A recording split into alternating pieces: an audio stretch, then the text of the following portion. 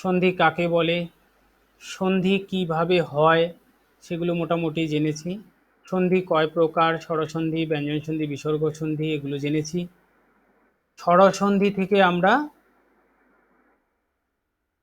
অনেক কয়েকটা প্রায় করে ফেলেছি, আজকে কয়েকটা বাকি রয়েছে স্বরসন্ধির দিক থেকে। এটা আমি লিখে দিয়েছি এখানে অয় কেন্দ্রিক। অয় বলতে বোঝানো হচ্ছে যে পদটা রয়েছে বা শব্দটা রয়েছে তার উচ্চারণে যদি অয় উচ্চারণ হয়, যেমন নয় অন, নয় এখানে আমরা ন আর অয় পাচ্ছি, তারপরে অন। এই যে অয়টা উচ্চারণ হলো, এই অয় উচ্চারণ হলে এটা অয়টা এ কারে পরিণত হয়। যেহেতু এ কারটা একটু সংক্ষিপ্ত রূপ, তাই তার আগের থাকা বর্ণটার সঙ্গে যুক্ত হয়ে যাবে এখানে, তাহলে নয়ের সঙ্গে একার হলো, বাকি থাকলো ন, অর্থাৎ তার আগের বর্ণটার সঙ্গে একটা অ তো রয়েছে, সেই অ এবং বাকি অংশটুকু মিলে নে যোগ অন হলো নয়ন শব্দের সন্ধি বিচ্ছেদ। কিংবা এখানে শয়ান যখন দেখছি, শয় অয়, শয় আন, আ বাকি রইল, এখানে আ আসলো, এখানেও অয় উচ্চারণ হচ্ছে, এই কারণে এখানে সে হয়েছে সইত। ঠিক একইভাবে অয় উচ্চারণ হচ্ছে একার হয়ে গেছে, বাকি ছিল ইত, ই দিয়ে। তাহলে আমরা দেখছি কোনো পদের উচ্চারণে যদি অয় উচ্চারিত হয় তাহলে ওই বর্ণের সঙ্গে অব্যবহিত পূর্ব বর্ণের সঙ্গে একার যুক্ত হবে এবং পরবর্তী অংশটুকু স্বরবর্ণের সঙ্গে যুক্ত হবে। সরাসরি সূত্র হিসাবে আমরা বলতে পারি এ, এ যে আছে, এ স্বরবর্ণের সঙ্গে এ ভিন্ন অন্য স্বরবর্ণের মিলনে, এখানে যেমন এ রয়েছে বাকিগুলো কিন্তু অন্য স্বরবর্ণ রয়েছে, এই এ স্বরবর্ণের সঙ্গে এ ভিন্ন অন্য স্বরবর্ণের মিলনে অয় উচ্চারণ হয়।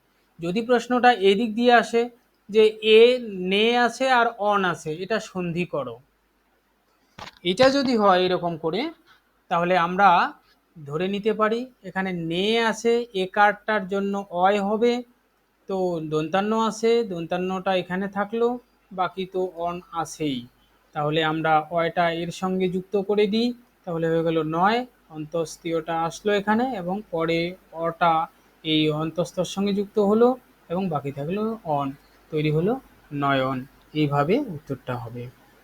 আবার যদি এই দিক থেকে দেওয়া থাকে তাহলে তো সহজই হয়ে গেল, অয় উচ্চারণ হলে এখানে একার হয়ে যাবে আর বাকি অংশটুকু আলাদা হবে। তাহলে আমরা দেখলাম অয় উচ্চারিত হলে তার পূর্বের বর্ণটার সঙ্গে একার যুক্ত হবে এবং পরবর্তী অংশটুকু আলাদা হয়ে যুক্ত হবে। তো সরাসরি আমরা উত্তরে বলতে মানে সংক্ষিপ্ত সূত্র তৈরি করতে পারি যে এ স্বরবর্ণের সঙ্গে এ ভিন্ন অন্য স্বরবর্ণগুলো যদি থাকে তাহলে সেখানে অয় উচ্চারণ হবে, অয় উচ্চারণ হয়ে সন্ধি তৈরি হবে। ওকে, এরকম করে গেল একটা। ঠিক একই রকম আয় উচ্চারণ হলে কি হবে?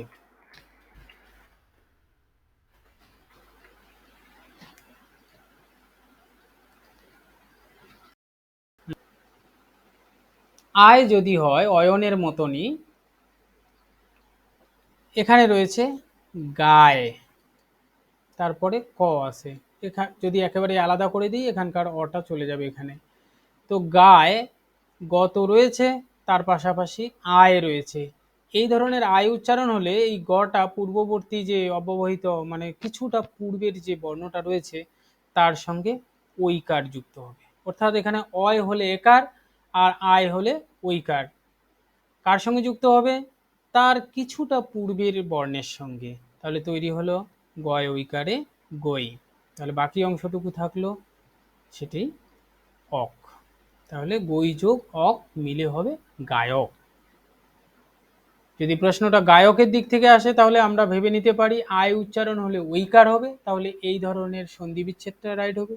আবার এই ধরনের সন্ধি বিচ্ছেদটা যদি দেয় তাহলে আমরা বুঝবো যে এখানে ওইকার রয়েছে, অতএব এখানে আয় উচ্চারণ হওয়াও প্রয়োজন। কার সঙ্গে যুক্ত আয়? গয়ের সঙ্গে যুক্ত হবে। তাহলে গয়ের সঙ্গে আকার দিয়ে অন্তস্থ থাকলো, গায় হয়ে গেল, এবং বাকি থাকলো ক, তো গায়ক হয়ে গেল। তো এই ধরনের যত উদাহরণ দেখব সবগুলোতেই একারের বদলে ঐকার হবে। অয় উচ্চারিত হলে একার, আয় উচ্চারিত হলে ঐকার। যেমন নায়িকা, নায় আয়, আয় উচ্চারণ হচ্ছে এই কারণে নই হয়েছে, বাকি অংশ ইকা যুক্ত রয়েছে, আলাদাভাবে রয়েছে, ইকা এখানে আলাদা হয়েছে। তাহলে আমরা সূত্র হিসাবে বলতে পারি অন্যভাবে যে ওই স্বরবর্ণের সঙ্গে, এইখানে আমরা যেমন দেখেছি সন্ধি বিচ্ছেদে যে ওই স্বরবর্ণের সঙ্গে ওই ভিন্ন অন্য স্বরবর্ণের মিলনে আয় হয়। দেখো এখানে আমরা দুটাতে ওই পেয়েছি, ওই এর বদলে প্রত্যেকটাই আলাদা আলাদা স্বরবর্ণ রয়েছে। এই আলাদা আলাদা স্বরবর্ণ হবেই এখানে, আলাদা আলাদা স্বরবর্ণের সঙ্গে যুক্ত হলে এখানে ওইকার হবে। যদিও এইদিকে তোমার আইডেন্টিফাই করাটা একটু কষ্ট হয়, তো শব্দ বা পদের দিক থেকে আইডেন্টিফাই করাটা একটু সুবিধা হয়। যেমন এখানে আয় উচ্চারণ হচ্ছে, আমরা আয়কে কেন্দ্র করে সন্ধি বিচ্ছেদটা করতে পারি। তাহলে দেখলাম অয় হলে একার হয়ে যায় আর আয় হলে ওইকার হয়ে যায়। পাশাপাশি আরেকটা রয়েছে অপ, আয় অয় অপ। এই ধরনের শব্দ বাংলায় অনেক রয়েছে, এগুলো সংস্কৃত ভাষা শব্দই হয়ে থাকে। যেমন অপ, অপ এখানে রয়েছে ভবন, ভব অপ,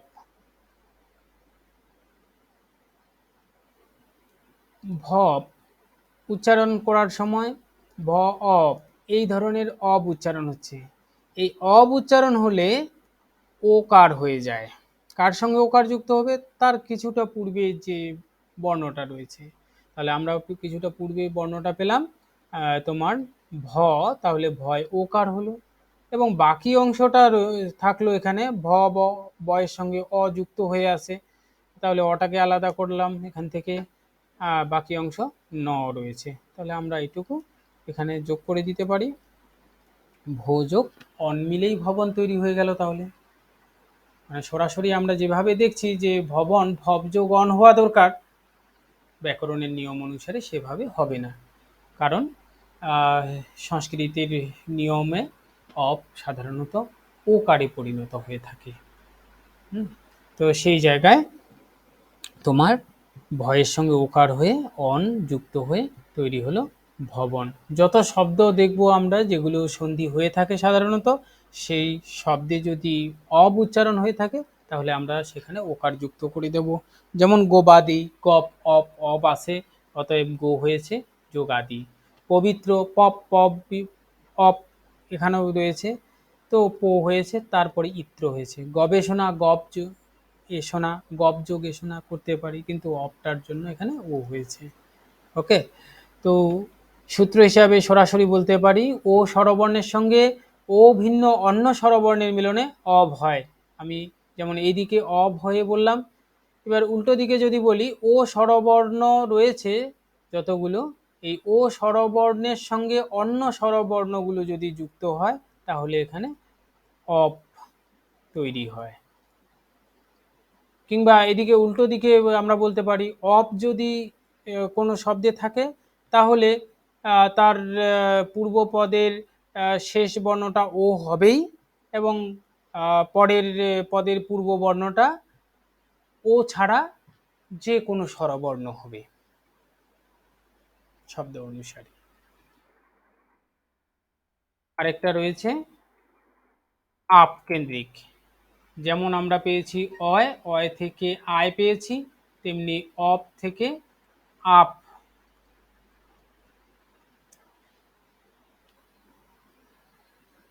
অয়তে আমরা একার পেয়েছি, আয়তে আমরা ওইকার পেয়েছি, খুব সহজ মনে রাখা। অপতে আমরা ওকার পেয়েছি, আপতে আমরা ঔকার পাবো। দেখো এখানে ওই আর ও, এ আর ও।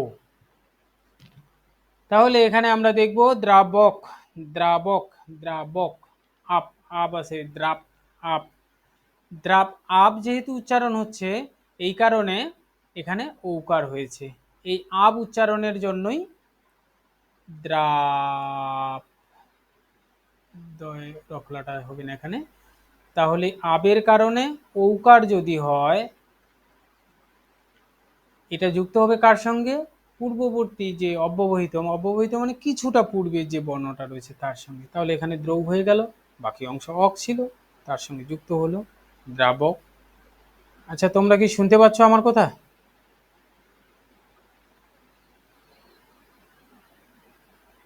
কেউ আওয়াজ করো তো।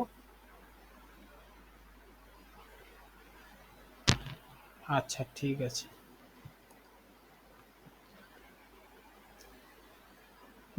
তাহলে আমরা দেখছি নাবিক, নাপ, আপ রয়েছে এখানেও। এই আবের কারণে এখানে ও হয়েছে, নৌ। বাকি অংশ ইক। ভাবুক ঠিক একইভাবে ভাব, আপ, ভৌ হয়েছে, এবং এখানে উ রয়েছে আর ক রয়েছে, উক হয়েছে, ভৌ যোগ উক মিলে হয়েছে ভাবুক। এই কয়েকটা স্বরসন্ধি স্বরসন্ধির মধ্যে পড়ে। এছাড়াও স্বরসন্ধির বাইরে বা নিয়মের বাইরেও অনিয়ম রয়েছে কিছু। এই কারণে ওই আপাত কাঠিন্য বিষয়টা, যেমন তোমাদের তখন বললাম যে ব্যাকরণে যেহেতু ভাষা আগে তৈরি হয়েছে, ব্যাকরণ পরে তৈরি হয়েছে। ব্যাকরণ শুধু ভাষাকে শুদ্ধ করার জন্যই তৈরি করা হয়ে থাকে। ব্যাকরণের নিয়ম অনুসারে ভাষা চলে না। মানে ভাষা তার নিজস্ব একটা ভঙ্গি, দৃষ্টিভঙ্গি রয়েছে, সে নিজের মতো করেই চলতে থাকে। ব্যাকরণ কিন্তু সেভাবে চলে না, ব্যাকরণ ভাষাকে কেন্দ্র করে চলে। এই কারণে সব জায়গাতে ব্যাকরণের নিয়ম অনুসারে কাজও হয় না। এই নিয়ম অনুসারে কাজ না হওয়ার জন্য কি কতগুলো লোক প্রচলিত নিয়ম তৈরি হয়ে গিয়েছে, অর্থাৎ কথ্য রূপে কথ্য ভাষায় বলতে বলতে এক প্রকার নিয়মে পরিণত হয়েছে, ওইটি সাহিত্যে বা ভাষায় স্থান করে নিয়েছে। সেই ধরনের মুখে মুখে প্রচলিত যে নিয়ম সন্ধিতে ব্যবহৃত হয়, সেগুলোকে আমরা বলবো নিপাতনে সন্ধি।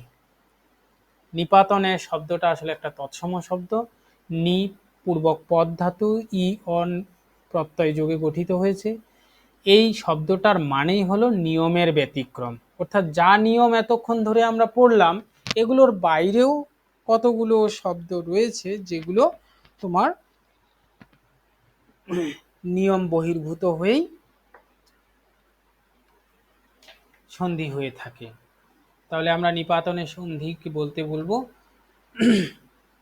সন্ধির নিয়ম না মেনে মুখে মুখে প্রচলিত যে সন্ধি হয়েছে তাকে আমরা নিপাতনের সন্ধি বলি।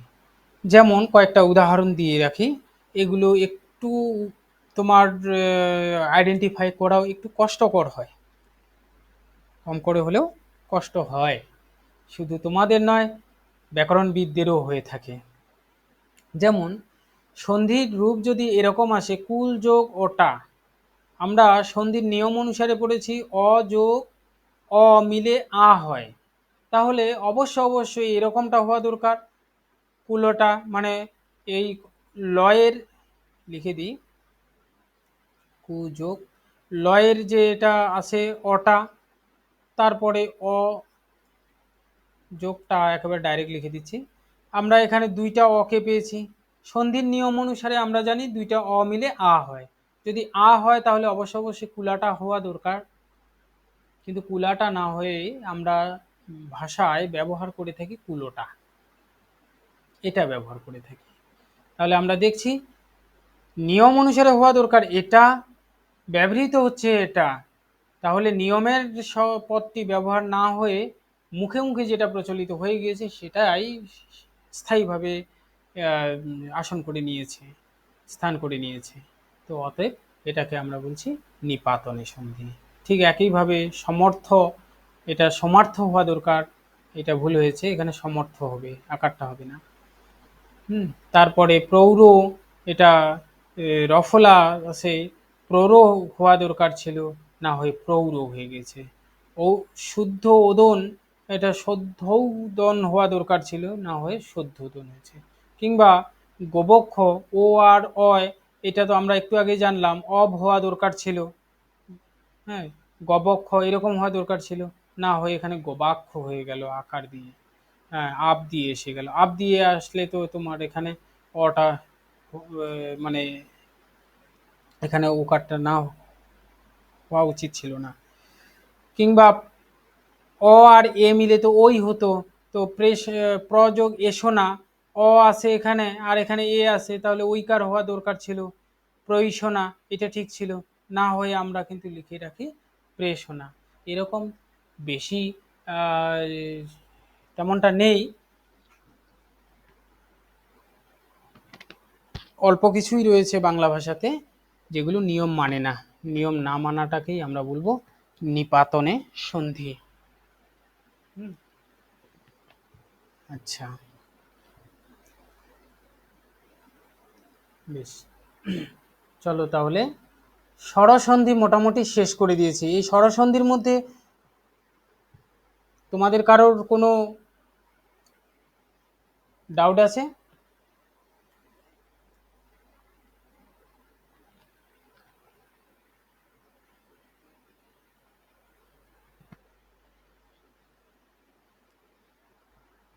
থাকলে বলো। ওহো, ডিসকানেক্ট হয়ে গেছে।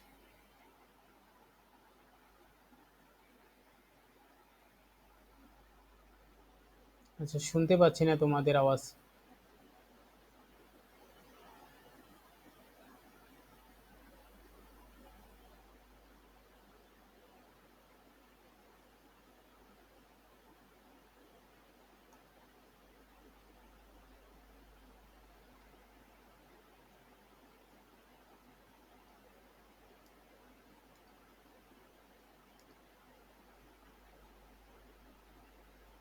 আমার আওয়াজ শুনতে পাচ্ছ কিনা একটু একটা মেসেজ করে জানাও তো। আমি তো, হ্যাঁ এবার শুনতে পাচ্ছি। কোনো ডাউট আছে? ওহো, হ্যাঁ হ্যাঁ শুনতে পাচ্ছি এখন। হ্যাঁ হ্যাঁ, দুটোই হয়, ব্যঞ্জন সন্ধি আলোচনার সময় ব্যঞ্জন সন্ধিতে বলবো তোমার।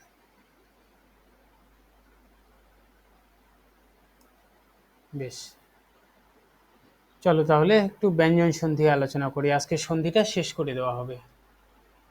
যদিও সূত্র কেন্দ্রিক আলাপ আলোচনা চলছে, তাতে ইন্টারেস্টিং কোনো বিষয় নেই, হয়তো অনেকে বোরিং হয়ে যাচ্ছ। এই কারণেই ব্যাকরণের আলোচনাকে, সমস্যাকে আপাত কাঠিন্য সমস্যাই বলা হয়ে থাকে। আহ, সন্ধিকে আমরা দুভাগে ভাগ করেছি, বাংলা সন্ধি, তোমার সংস্কৃত সন্ধি, সবগুলোকে একসঙ্গে মিলে স্বরসন্ধি, ব্যঞ্জন সন্ধি এবং বিসর্গ সন্ধি। আজকে দ্বিতীয় শ্রেণী, এখন দ্বিতীয় সন্ধি বা দ্বিতীয় শ্রেণী আলোচনা করব, নাম ব্যঞ্জন সন্ধি। নাম থেকেই বোঝা যাচ্ছে যে এখানে ব্যঞ্জন বর্ণ তাহলে রয়েছে। একটু আগে স্বরসন্ধি আলোচনা হয়েছে, মানে স্বরবর্ণ রয়েছিল সেখানে, এখানে ব্যঞ্জন বর্ণ রয়েছে। যেমন দিক যোগ বিজয়ী, দিক বিজয়ী হয়েছে, দিকের ক এবং এখানের ব, ক এবং ব মিলে তোমার তৈরি হয়েছে। এগুলো প্রত্যেকটাই এক একটা ব্যঞ্জন বর্ণ, অতএব ব্যঞ্জন বর্ণের সঙ্গে ব্যঞ্জন বর্ণের মিলনে ব্যঞ্জন সন্ধি হয়, সহজ নিয়ম। এছাড়াও এখানে যেমন বাক ক রয়েছে, আড়ম্বরের আ রয়েছে, স্বরবর্ণ যুক্ত রয়েছে, তাহলে আমরা দেখছি ব্যঞ্জন বর্ণের সঙ্গে স্বরবর্ণের মিলনেও ব্যঞ্জন সন্ধি হয়ে থাকে। তাহলে আমরা নিয়মে বা তার মানে কখন হয় সেই বিষয়ে যদি বলি, যে ব্যঞ্জন বর্ণের সঙ্গে ব্যঞ্জন বর্ণের মিলনেও ব্যঞ্জন সন্ধি হয়, ব্যঞ্জন বর্ণের সঙ্গে স্বরবর্ণের মিলনেও ব্যঞ্জন সন্ধি হয়, স্বরবর্ণের সঙ্গে ব্যঞ্জন বর্ণের মিলনেও স্বরসন্ধি হয়। এক কথায় যে সন্ধিটাতে ব্যঞ্জন বর্ণ মুখ্য ভূমিকা গ্রহণ করবে তাকে আমরা বলবো ব্যঞ্জন সন্ধি। এখানেও ঠিক একইভাবে প্রথম উদাহরণটাতে আমরা দেখেছি ব্যঞ্জন বর্ণের সঙ্গে ব্যঞ্জন বর্ণ হয়েছে এবং দ্বিতীয় উদাহরণে ব্যঞ্জন বর্ণের সঙ্গে স্বরবর্ণ মিলে তৈরি হয়েছে। স্বরসন্ধির মতো এখানেও ঠিক একইভাবে কিছু নিয়ম রয়েছে, এই নিয়মগুলোকে আমরা অল্প দেখে নিই। একটু কঠিন কঠিন লাগবে হয়তো, জেনে রাখা ভালো, একটু মাথায় বা টাচ করে যাওয়া ভালো, কারণ এমসিকিউ কোশ্চেন তো যত পারা যায় মুখস্থ না করে প্রত্যেকটা বিষয়ে একবার না একবার দেখে যাওয়া উচিত। যদি দেখে যাওয়া যায় তাহলে সেখানে অনেক বড় কাজে দেবে। কোনো হিংস পেলেই সেটা আইডিয়াটা একটু বেশি করে কাজে লাগতে পারে। ওকে, তো নিয়মাবলীতে দেখা যায়, আমরা জানি একটা সন্ধি করতে গেলে আগে একটা বর্ণ থাকে, আমাদের এখানে একটা ব্যঞ্জন বর্ণ থাকবে, আর স্বরবর্ণ বা ব্যঞ্জন বর্ণ থাকবে পরেরটাতে। তাহলে এই আগে যে পদটা বিভাজন করব, আগের পদটার শেষ বর্ণটা, ক, চ, ট, প, অর্থাৎ বোঝাই যাচ্ছে এখানে বর্গের প্রথম বর্ণ ক, চ বর্গের প্রথম বর্ণ চ, ট বর্গের প্রথম বর্ণ ট, প বর্গের প্রথম বর্ণ প। এই প্রথম বর্ণগুলো যদি আগে থাকে এই ব্যঞ্জন বর্ণ হিসেবে, এবং পরে কোনো স্বরবর্ণ কিংবা বর্গের দ্বিতীয়, তৃতীয়, চতুর্থ বর্ণ কিংবা অন্তর্জ, বৈষ্ণর, ল, ব, হ পরের এইখানে থাকে, তাহলে সেখানে ক থাকলে এটা গ হয়ে যাবে, চ থাকলে এটা জ হয়ে যাবে, এবং ট থাকলে এটা ড হয়ে যাবে, প থাকলে এটা ব হয়ে যাবে। তোমরা একটু নজর দিয়ে দেখো যে এখানে বর্গের প্রথম বর্ণটা হয়েছে, আর তার পরিবর্তনে এখানে বর্গের তৃতীয় বর্ণটা হয়েছে। এটিও একটু সহজভাবে মনে রাখা যেতে পারে। যেমন বাক, ক রয়েছে, এখানে স্বরবর্ণ আ রয়েছে, অতএব এই যে কটা রয়েছে, ক এর তৃতীয় বর্ণটা হয়ে যাবে, তাহলে এটা গ হবে, এখানে গ হয়ে গিয়েছে, বাগা রম্বর হয়ে গেছে, বাগযোগ আড়ম্বর, বাগাড়ম্বর। এবার যদি বাগাড়ম্বর শব্দটা আসে, এটাকে সন্ধি বিচ্ছেদ করতে বলে, তাহলে আমরা সহজেই বুঝে যাব যে এখানে গয়ের এখানে বিভাজন করছি, তাহলে অবশ্যই গয়ের এদিকে যেমন তৃতীয় বর্ণটা নিয়েছি, তাহলে উল্টো দিকে তৃতীয় বর্ণের প্রথম বর্ণটা হবে, তাহলে আমরা এখানে ক নিব, তাহলে বয় আকার আগে আছে, বাক হয়ে গেল, তারপরে বাকি অংশটাকে আমরা আলাদাভাবে আড়ম্বর করে দিচ্ছি। ঠিক এভাবেও সন্ধিটা করা যাবে যদি নিয়মটা মনে থাকে। ঠিক একইভাবে এখানেও রয়েছে নিচ যোগ অন্ত, নিজন্ত। আমি একটু আগে বলেছি চ যদি থাকে প্রথম বর্ণটা, তাহলে তার তৃতীয় বর্ণটা হবে জ, তাহলে এখানে জ হয়ে গেল, বাকি অংশটা যুক্ত হয়ে গেল। উল্টো দিকে যদি করা হয়ে থাকে, তাহলে আমরা দেখব জ আছে তৃতীয় বর্ণ, তাহলে এটা প্রথম বর্ণটা হবে, তাহলে নিচ হয়ে যাবে, অন্ত হয়ে গেল। ষড়যন্ত্র ঠিক একইভাবে, ডশূন্য আছে, এটাও ডশূন্য হবে, তাহলে এর প্রথম বর্ণটা চলে যাবে ট, ডট হ, সাধারণত এগুলো ট এর বর্গের সঙ্গে কাজ করে থাকে। যেমন প বর্গতে রয়েছে ব, এখানে হয়েছে, তার প্রথম বর্ণ এখানে প হয়েছে, বাকি অংশটি যুক্ত হয়েছে। তাহলে আমরা সহজে বলতে পারি যে স্বরবর্ণ বর্গের তৃতীয় বা চতুর্থ বর্ণ বা অন্তর্জ, বাসিন্দ, ল, ব, হ পরে থাকলে পূর্ব পদের শুরুতে ক স্থানে গ, চ স্থানে জ, ট স্থানে ড এবং প স্থানে ব হয়। বর্গের প্রথম বর্ণগুলো বর্গের তৃতীয় বর্ণে পরিণত হয়। এই উদাহরণ হিসেবে তুলে দেওয়া আছে। দ্বিতীয় নিয়মে খুব সংক্ষেপে করে দিয়েছি। আমরা জানি সন্ধি বিচ্ছেদে খুব গুরুত্বপূর্ণ ভূমিকা পালন করে এই খণ্ডত আর দ। শব্দের আগে খণ্ডত এবং দ যদি থাকে, তারপরে কোনো স্বরবর্ণ গ, ঘ, দ, ধ, ব, ভ, অন্তর্জ, ব, র, এখানে দেখো দেওয়া আছে বর্গের তৃতীয় এবং চতুর্থ বর্ণগুলো দেওয়া আছে। বর্গের তৃতীয় এবং চতুর্থ বর্ণগুলো যদি পরে থাকে, তাহলে খণ্ডত আর দ অবশ্যই দয়ে পরিণত হবে, এটা দ তৈরি হয়ে যাবে। কিংবা উল্টো দিকে যদি আমরা বলি যে দ যদি থাকে, তাহলে প্রথম বর্ণটা খণ্ডত বা দ হবেই, পরে স্বরবর্ণ বা গ, ঘ, ব, ভ এগুলো বর্ণ হবে। যেমন জগদীশ্বর, জগদীশ্বরের দতে আমরা যদি বিভাজন করি, তাহলে বুঝে গেছি যে দটা খণ্ডত বা দ হবে। সাধারণত দ দিয়ে তো আমরা জগৎ লিখি না, তাহলে খণ্ডতই হলো। আর বাকি অংশ দীর্ঘই দিয়ে রইলো, দীর্ঘইকারটাকে আমরা আলাদা করে দিলে দীর্ঘই সম্পূর্ণ রূপ লাভ করবে। তাহলে আমরা লিখতে পারি এরকম করে, জগৎ যোগ ঈশ্বর। কিংবা এই দিক থেকে সন্ধি বিচ্ছেদ থেকে সন্ধি করতে বললে আমরা বলতে পারবো যে এখানে দ রয়েছে, তাহলে দ বা খণ্ডত হবে, উদ্যত লিখতে গেলে খণ্ডত দিয়ে লেখে না। আর এখানে জ আছে, এখানে জফলাটা হয়ে গেছে, তাহলে উদ্যত হয়ে গেল। তাহলে দুই দিকে আমরা সহজে সন্ধি বা সন্ধি বিচ্ছেদ করতে পারবো। দ্বিতীয় উদাহরণে দিয়েছি অনেক নিয়ম। আচ্ছা, তোমাদের কি নিয়মগুলো বোরিং লাগছে নাকি? আচ্ছা, হুম, বোরিং লাগলেও জেনে রাখাটা ভালো, কারণ ব্যাকরণকে আমরা বোরিংই মনে করি, কিন্তু ইন্টারেস্টিং করারও উপায় নেই। এটা সূত্র এবং উদাহরণ ছাড়া এর বাইরে কিছু নেই।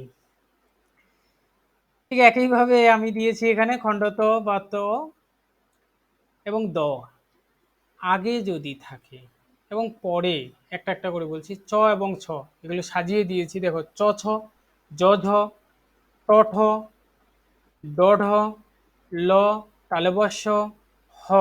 এটা একটা মনে রাখার জন্য আমি ধারাবাহিকভাবে এগুলো ধাপে ধাপে তৈরি করেছি। আগে খণ্ডত বা দ থাকছেই, তারপরে যদি চ ছ থাকে তাহলে এটা খণ্ডত এবং দয়ের পরিবর্তে চ এ পরিণত হবে। ধরে নাও এই চ ছয়ের প্রথম বর্ণটাই তৈরি হবে, প্রথম বর্ণটাই হবে।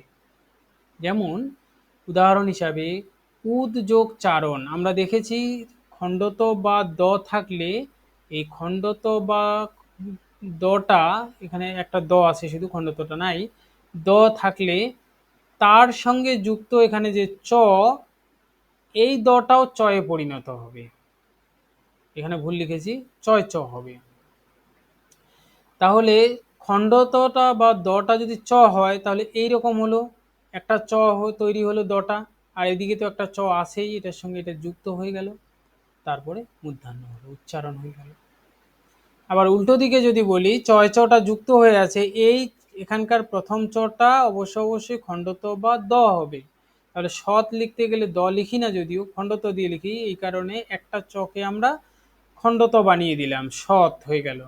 আর বাকি রইল চিদানন্দ, এখানে আমরা চিদানন্দ লিখে দিলাম। তাহলে এই দিক থেকেও সন্ধি বিচ্ছেদ করা যাবে, আবার এই সন্ধি বিচ্ছেদ থেকেও সন্ধি করা গেল। এই নিয়মে দেখা গেল খণ্ডত ত এবং দ থাকলে পূর্বে এবং পরে চ ছ থাকলে ওটা চয়ে পরিণত হবে, খণ্ডত বা দটা। সূত্র আমরা তৈরি করতে পারি এরকম, যে পূর্বপদের শেষে খণ্ডত বা ত বা দ যদি থাকে, পরপদের আগে চ ছ থাকলে খণ্ডত বা ত বা দ স্থানে চয়ে পরিণত হবে। ব্যাস। ঠিক একইভাবে সহজভাবে মনে রাখার জন্য দিয়েছি যে খণ্ডত ত দয়ের সঙ্গে যদি জ ঝ থাকে তাহলে ওটা জ হয়ে যাবে প্রথমটাই, যেমন উজ্জ্বল জল উজ্জ্বল, যাবজ্জীব জীবন যাবজ্জীবন। হুম, এটা বফলা হয়ে গেছে, এটা জয় জ হবে। সূত্রটা বলছি না। ঠিক একইভাবে ট ঠ যদি থাকে তাহলে ওটা ট এ পরিণত হবে, যেমন তট্টিকা, তট্টিকা হয়েছে। হুম, তারপরে খণ্ডত ত এর সঙ্গে যদি ঢ থাকে তাহলে এটা ড হবে, প্রথম বর্ণটাকে মনে করবে, এই প্রথম বর্ণটাই হচ্ছে। এটার সঙ্গে যদি ল থাকে তাহলে তো লই তৈরি হয়ে যাবে, ডাবল হয়ে যাবে, উদ্যোগ লিখিত দটা ল, আরেকটা ল তৈরি হয়ে গেলে উল্লিখিত হয়ে গেছে। ঠিক একইভাবে তালব্যস্য যদি কোথাও থাকে, এইটাতে একটু মনোযোগ দেওয়ার দরকার আছে, যে খণ্ডত বা ত বা দ চয়ে পরিণত হবে এবং ওখানে থাকা যে তালব্যস্যটা রয়েছে সেটা ছ হয়ে যাবে।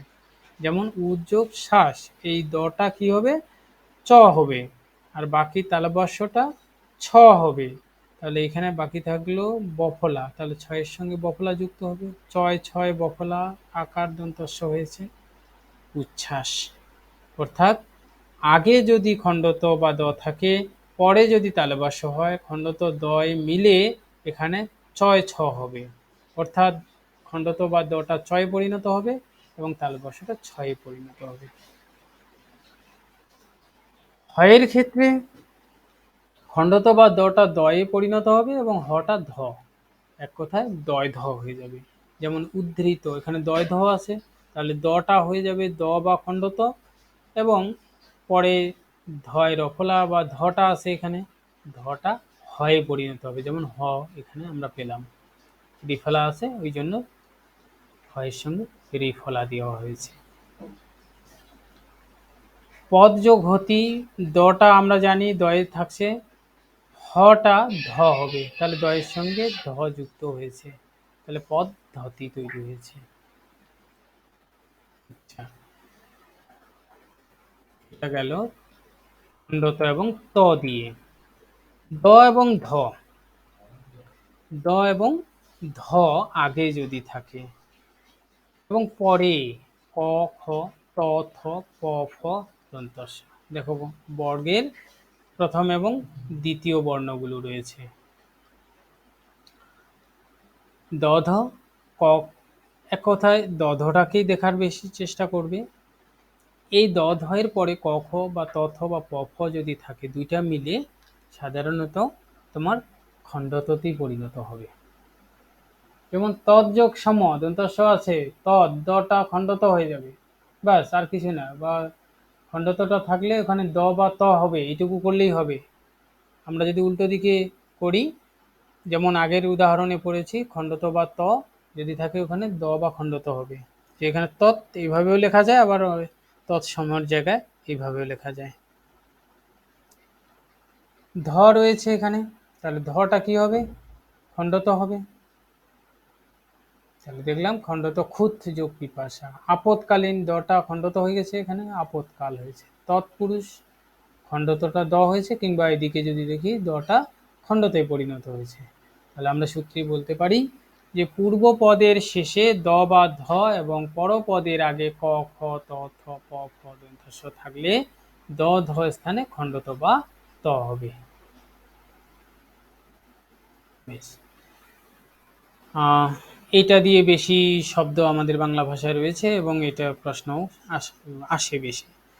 দন্তান্ন এবং ম যদি আগে থাকে আর পরে ক থেকে ম পর্যন্ত যে কোনো বর্ণ যদি থাকে, তাহলে এই ন এবং ম এর ক্ষেত্রে দেখা যাবে বর্গের পঞ্চম বর্ণটাই হবে। এখানে যেমন ক রয়েছে প্রথম বর্ণ, সরি দিকমণ্ডল, এটা একটু ভুল হয়েছে। আগে তোমার ম বা দন্তান্ন থাকবে, এটা হবে না, আগে দন্তন্য বা ম থাকবে। যেমন এখানে সম, ম আছে, আর পরে ক থেকে ম পর্যন্ত যে বর্ণই থাকুক না কেন, যে বর্ণই থাকুক না কেন, সেখানে এই যে বর্ণটা থাকবে, এই বর্ণটার পঞ্চম বর্ণটা তৈরি হবে। তাহলে দেখা যাচ্ছে ময়ের পঞ্চম বর্ণ দন্তন্য, প ফ ব ভ মূর্ধন্য হয়, তাহলে মূর্ধন্য উচ্চারণ হবে, কিন্তু সঞ্চয় এখানে ইয়টাই এখানে যুক্ত হয়ে থাকে। ম এখানে রয়েছে সন্ধান হয়েছে, ম পূর্ণ রয়েছে, সম্পূর্ণ রয়েছে। প ফ ব ভ ম, সরি মই হবে এখানে। শান্তি, সামযুক্তি শান্তি। ছয়ের থেকে পরের নিয়ম ন বা ম, এটা একই রকম নিয়ম ওখানে রয়েছে, খালি তালবস্য মূর্ধন্যস্য দন্তাস্য এইটুকু যুক্ত হয়েছে মাত্র। আগে যদি মূর্ধন্যস্য এবং পরে ত থ থাকে, তাহলে ত এর স্থানে ট এবং থ এর স্থানে ঠ হবে। যেমন বৃষ্টি, সাধারণত নিয়ম ছাড়াই আমরা এগুলোকে বিচ্ছেদ করে দিতে পারি, যেহেতু আমরা অনেক দিন থেকে করেছি বা প্র্যাকটিস থাকে বলে। যেমন বৃষ্টি, বৃষ যোগ তি, এখানে মূর্ধন্যস্য রয়েছে, এই মূর্ধন্যস্যর পরে যে তটা থাকে এটা টয়ে পরিণত হয়, আর মূর্ধন্যস্যর পরে যদি থ হয় এটা ঠয়ে পরিণত হয়। যেমন এখানে বৃষ্টি, তি এর জায়গায় এখানে টি হয়ে গেছে, আবার শস যোগ থ মিলে হয়েছে শস ঠ।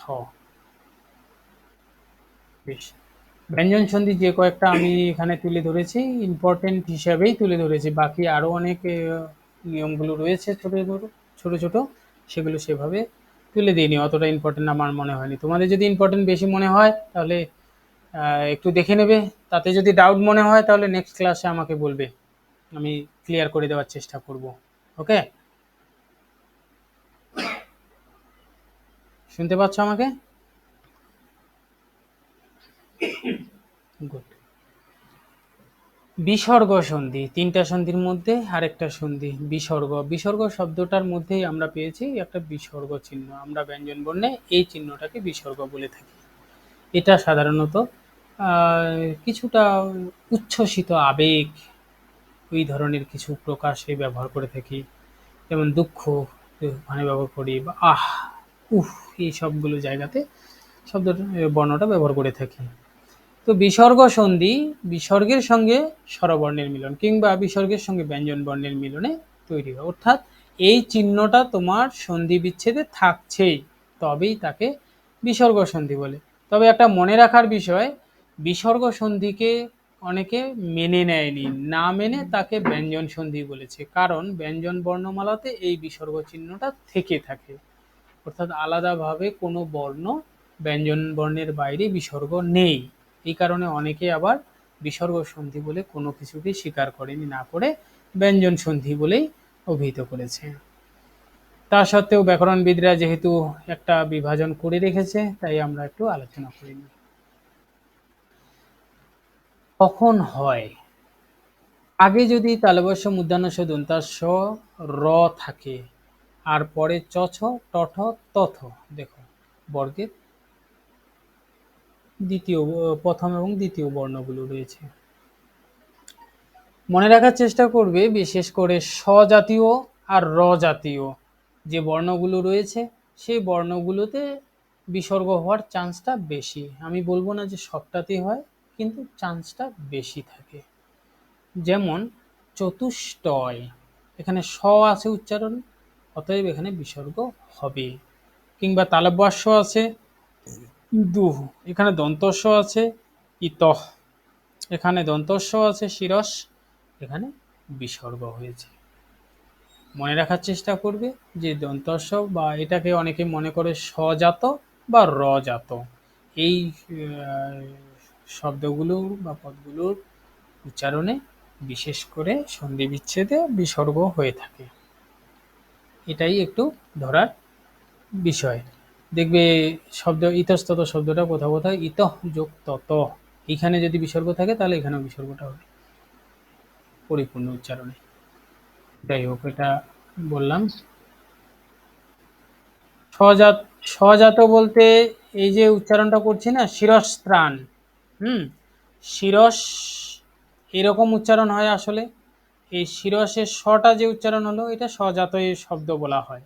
তো এই সজাত শব্দে শির স দন্তাস্বটার পরিবর্তে বিসর্গ হবে। তো এখানে দন্তাস্ব শুধু বলছি না, তো সজাত বলতে আমাদের তিনটে শকেই বলছি, দন্তাস্ব, তালব্যাস্য, মূর্ধন্য শকে একসঙ্গে। ওকে, আর র তো একটাই রয়েছে, র, বৈশিন্দ্র র, ঢসিন্দ্র র রয়েছে যদিও, তো র জাততে বৈশিন্দ্র রকেই বলা হচ্ছে। যেমন যেমন যেমন আমরা র জাত যদি বলি নির্ণয়, নির্ণয়কে যদি বলি, তো এখানে নির এই যে রজাত পদটা রয়েছে, এই রটা কি হয়ে যাবে, এখানে নি হয়ে যাবে। বলো আরেকবার। হুম হুম হুম, হ্যাঁ, মানে সব সময় হবে এটা বলবো না, যে বেশিরভাগ ক্ষেত্রেই হয়ে থাকে। ওকে,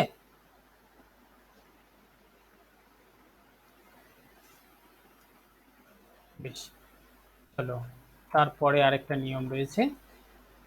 আগে অকার এবং অকার আর বিসর্গ, অকার থাকছে তারপরেই বিসর্গ থাকবে, অকার মিলে ওকারে পরিণত হয়। মানে আগে অকার থাকছে, যেমন তত যদি আমি লিখি, ত ত ত এর সঙ্গে কি আছে, একটা অযুক্ত হয়ে আছে, তারপরে যদি বিসর্গ থাকে তাহলে ওটা কি হবে, ওকারে পরিণত হবে। যেমন কার সঙ্গে ওকারে পরিণত হলো, তটা, এই দুইটা মিলে ওকারে তৈরি হলো। ওকারটা কার সঙ্গে, আগের বর্ণটার সঙ্গে সবসময় যুক্ত হয়ে থাকে, তাহলে আমরা দেখলাম ওখানে তত হলো। বাকি যেটুকু অংশ আছে তত ধিক, অধিক তো অটা এখানে যুক্ত হয়ে আছে, তাহলে আমরা দেখব যদি আগে অকার থাকে আর পরে বিসর্গ থাকে তাহলে ওটা ওকারে পরিণত হবে। যেমন পুরোহিত। এবার উল্টো দিকে যদি বলি সন্ধি বিচ্ছেদ করতে, যে এখানে ওকার রয়েছে, ব্যঞ্জন সন্ধির ক্ষেত্রে স্বরসন্ধির ক্ষেত্রে তো আলাদা হয়, এখানে ব্যঞ্জন সন্ধি যেহেতু, অতএব ওকার রয়েছে মানে প্রথমে অ হবে, তারপরে বিসর্গ দিতে হবে। তাহলে দেখি আমরা পু র, অ হলো আর বিসর্গ হলো, এই দুইটা মিলে ওখানে ওকার হয়েছে, বাকি অংশটিকু হিত রয়েছে, আলাদাভাবে লেখা হলো।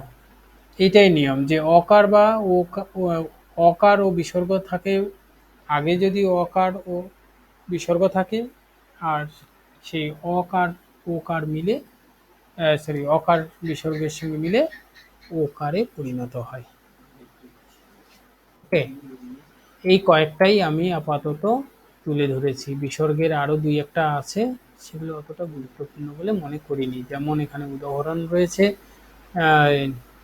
নিরানন্দ, নির যোগ আনন্দ, এখানে রটা রয়েছে, তাহলে নির হয়ে আসে, তাহলে এই রটা বিসর্গ হয়ে যাবে, নিটা তো রয়েছেই, বাকি যোগ আনন্দটা রয়ে পড়েছে, সেটা মিলে নিরানন্দ হয়েছে। ওকে, দুরভিমান, দূর রটা রয়েছে এখানে, দু যোগ অভিমান। আশা করি সন্ধি, স্বরসন্ধি, ব্যঞ্জন সন্ধি, বিসর্গ সন্ধি তোমাদের ক্লিয়ার হয়েছে। প্রশ্ন কিভাবেও আসতে পারে, যেমন একটা লাইন বাক্য দেওয়া হয়েছে, এখানে দিতে পারে বাক্য অন্তর্গত পদের সন্ধি বিচ্ছেদ করো, কোথাও কোনো দাগ থাকবে না, কোথাও কোনো তোমার স্থূলাক্ষর কোনো থাকবে না, বা থাকতেও পারে, বা কোথাও উল্লেখ থাকে, উল্লেখ নাও থাকতে পারে।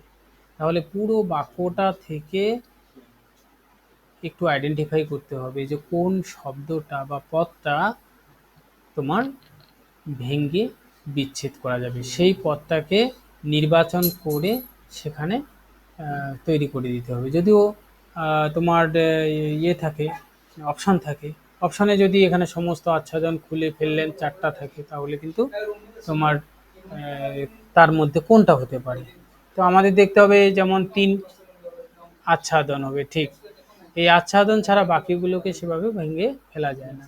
তাহলে আমরা এখানে ভাঙতে পারি আচ্ছাদন, হ্যাঁ, চয় ছ আছে, চয় ছয়ের নিয়মে কি আছে,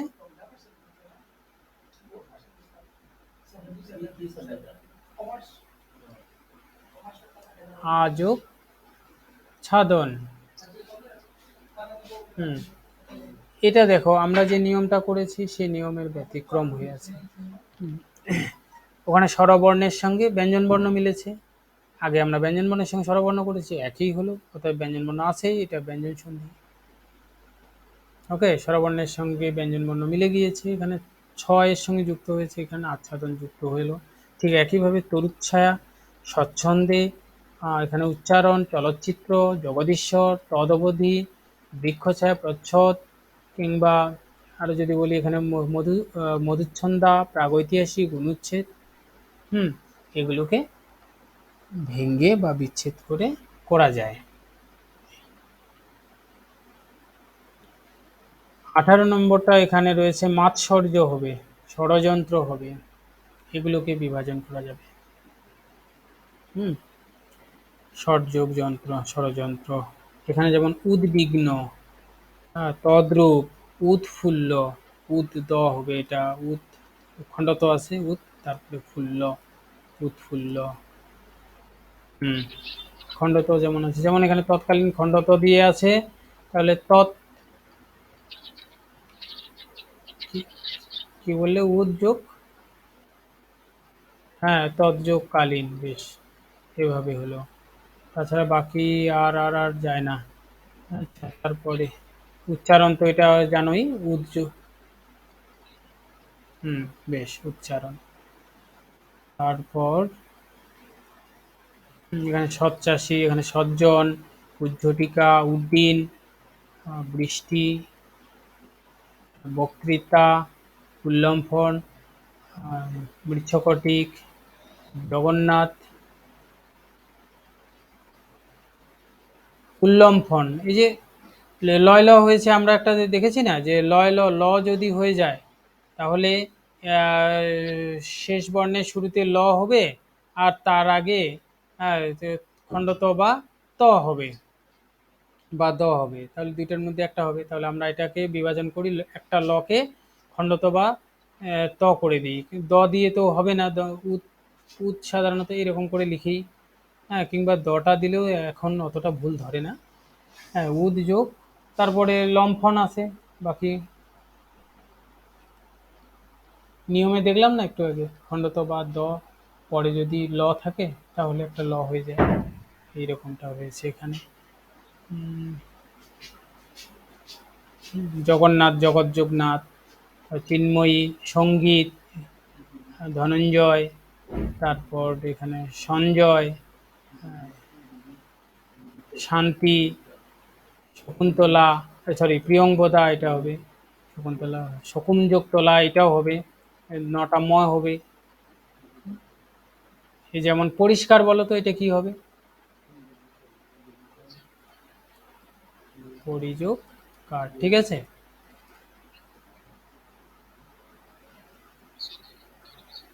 হুম, যে এখানে স কার আছে, স যেহেতু আছে এটাকে বিসর্গ হয়ে গেছে। আচ্ছা, বাকিগুলো পারবে, তোমরা একটু চেষ্টা করবে, এটা নিজেরাই প্র্যাকটিস করবে। সূত্র সহ সন্ধিবদ্ধ করো, এখানে সূত্র দেওয়ার কথা বলেছে। হ্যাঁ, বলেছে প্রযোগ ছন্দ কি হবে? হ্যাঁ, স্বরবর্ণের সঙ্গে ওখানে ছ আছে মানে তাহলে ছয় ছ হবে, তাই তো? হুম, ঠিক। এটা বলো তো।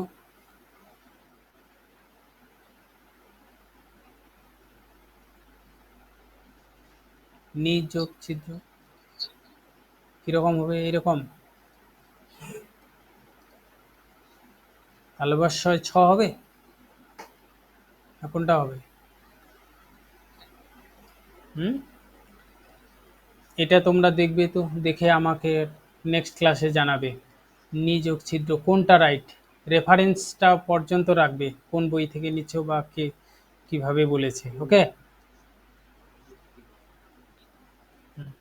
আর বাকি নিপাতনের সন্ধি আমি অল্প কয়েকটা এখানে লিখে রেখেছি, তোমাদের একটু বলেছি। নিপাতনের শব্দটির অর্থ হলো যে মুখ প্রচলিত নিয়মের বহির্ভূত। এখানে নিপাতনের সন্ধি যে নিয়মগুলো আমরা করেছি সেই নিয়মের বাইরে, যেমন হিংসা, সিংহটা না, এটা হিংসাটা নিপাতনের সন্ধি হয়। তো এখানে হিংস, হিংস থেকে আহ, এরকম করে যে হয়েছে, এটা ধাতুগত ব্যুৎপত্তিগত দিক থেকেই এখানে যুক্ত হয়ে এসে গেছে। সন্ধির কোনো নিয়ম এখানে অনুসরণ করে নাই, এই কারণে এদেরকে নিপাতনের সন্ধি বলছে।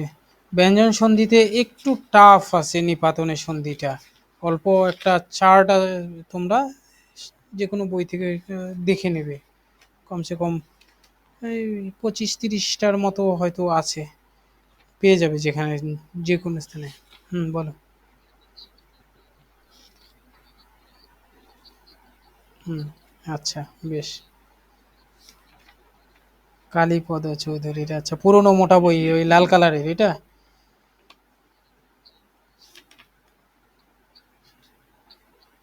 হ্যাঁ, একটু লাল কালারের কভার। আচ্ছা, আচ্ছা। হুম, ঠিক আছে। নিপাতনের সন্ধি আমি কিছু বলে দিই, যেমন তস্কর হয়, তৎকর হবে না, তস্কর হবে।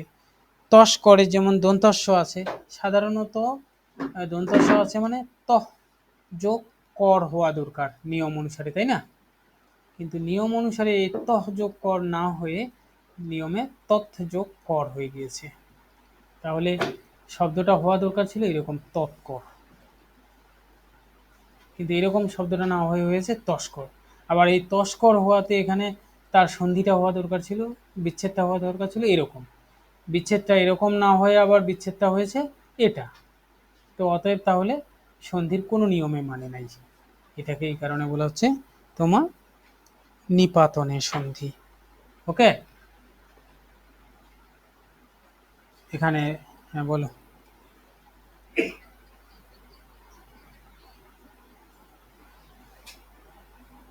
হুম হুম, হ্যাঁ ওটা, হুম